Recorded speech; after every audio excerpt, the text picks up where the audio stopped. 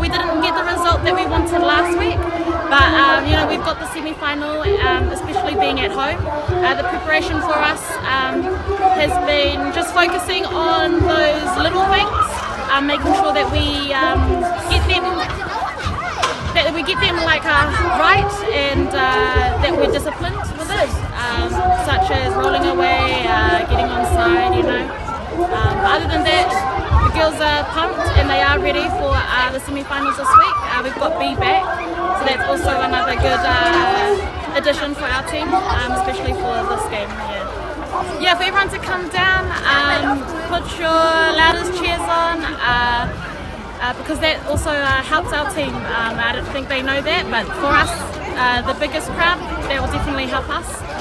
If you're loud and cheering us on, the girls will appreciate that.